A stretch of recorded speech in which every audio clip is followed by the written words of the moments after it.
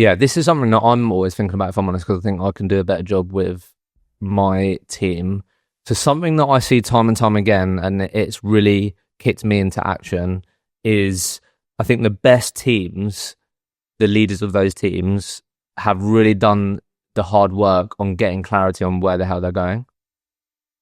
And I think the companies that maybe struggle to attract or retain their best people may not have that clarity, or like the people in those organizations or teams wouldn't say that, yeah, I know exactly how I fit into this vision and how I fit into this journey.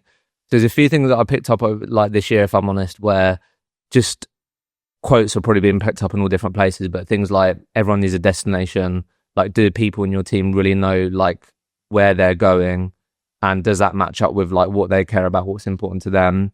I think the other one as well is around, is your vision big enough as a leader, as a team, as an organization, for it to fit other people's visions and dreams in? So I think that's the first piece on the team part, is they're very able to clearly articulate, this is where we are today, is that this is where we're going, and this is how you can be part of that, and this is how you fit into that if you want to be part of that. Then the next part is protecting that at all costs. I'm sure you guys can relate to this on your business journey.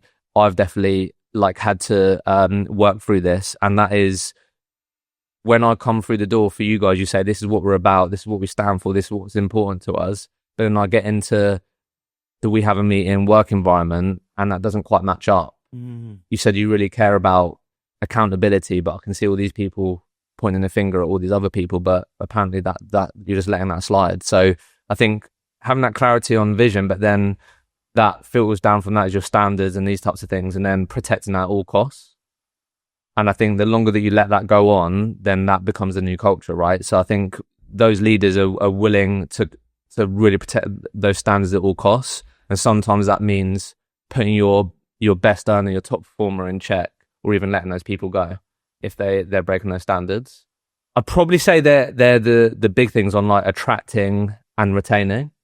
When it then comes to like driving performance, it's all the bits that we've spoken about, like having a clear strategy, setting the standards, having non-negotiables, like all those bits, if I'm honest, is then that fills down into it. But I think the common thread is vision, real clarity, conviction on it, and protecting those standards at all costs.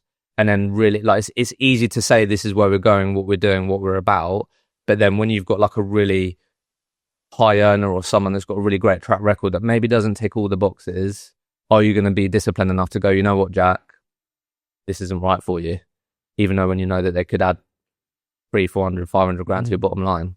Yeah, I think that's a powerful piece to be able to do that, to kind of push people away because they might be the right performer but not right for the culture. Easier said than done. Yeah, massively. And we've all heard it before, but it is, yeah, we've heard all these things before because it's true. Yeah,